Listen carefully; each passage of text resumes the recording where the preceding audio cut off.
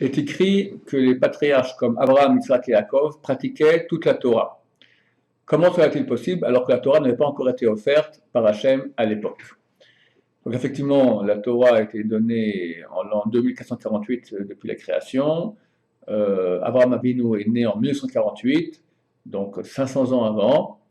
Donc impossible qu'il puisse pratiquer une chose qui n'a pas été donnée. Alors comment se fait-il qu'il ait écrit qu'il a pratiqué toute la Torah? Il faut comprendre une chose assez profonde.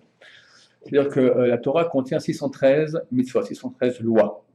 Une partie négative ne fait pas, une autre partie positive fait. Il y a 248 positives et 365 négatives, qui correspondent aussi à notre corps, nous sommes créés aussi ainsi, 248 organes et 365 tendons et veines. Maintenant, dans la réalité divine, dans Hachem lui-même, il y a aussi cette réalité de 613. Nous sommes créés à l'image de Dieu, il y a des voies de conduite, il y a des réalités divines, complexes, d'accord, qui correspondent à cela. Notre corps est une pâle image de réalité supérieure. Nous sommes faits à l'image de Dieu. Donc, notre corps ressemble à quelque part à un corps spirituel qui n'est pas Dieu, mais qui est, disons, une émanence de Dieu, qui est un dévoilement de Dieu.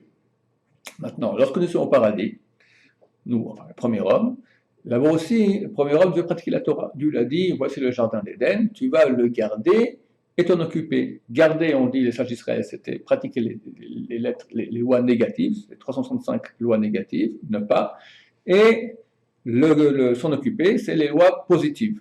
248 lois positives. Et au jardin d'Éden, il n'y avait pas la réalité qu'il y a ici, il n'y avait pas de vol, il n'y avait pas de peau de fil qu'on pouvait mettre, il n'y avait pas de tzitzit, il n'y avait pas aucune mitzvah qu'on a ici aujourd'hui. Alors, comment ça se fait? La réponse est très simple. Il existe dans la divinité, comme je l'ai dit, 613 lumières. Quand on fait certains actes, on amène sur nous cette lumière. En fonction du monde dans lequel nous nous trouvons, les actes seront différents. C'est la même réalité qui se réalise, qui se matérialise autrement. Prenons un exemple. Tout le monde connaît le H2O, l'eau. On peut avoir l'H2O à l'état d'eau, liquide, on peut l'avoir à l'état solide, des glaçons, on peut l'avoir à l'état vaporeux. Les trois sont H2O. Mais quand on dira à un enfant, voici ici un glaçon, voici ici de l'eau, voici de la vapeur, il dira c'est trois choses différentes. Le connaisseur comprend que c'est la même chose, mais dans des configurations différentes, en fonction du milieu. Un milieu froid, moins de 0, ça sera des glaçons.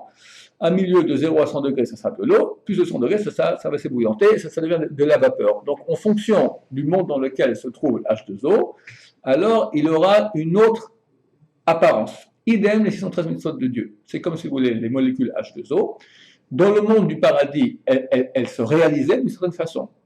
Dans le monde des patriarches, d'une autre façon, il est écrit, le Shlach Kadosh, il écrit que lorsque Yaakov Avinu, il a pelé les arbres face à son troupeau, parce que là, faisait la mitzvah de Tfilin. Le rapport, moi, je l'ignore, mais il y a un grand homme a dit cela. Donc, la mitzvah de Tfilin à l'époque se faisait ainsi. C'est-à-dire que Yaakov Avinu, lorsqu'il fait cet acte-là, il actionnait cette lumière divine sur lui-même, comme nous le faisons aujourd'hui avec les Tfilin. Aujourd'hui, donc la Torah a été donnée en 2058 de la création. Alors, on ne peut pas agir autrement que ce que la Torah nous ordonne ici.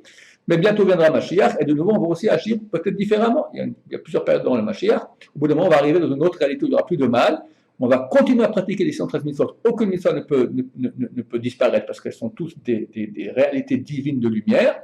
Mais pour actionner sur nous, on fera peut-être différemment. Et cela, Mashiach nous l'enseignera très bientôt. Amen.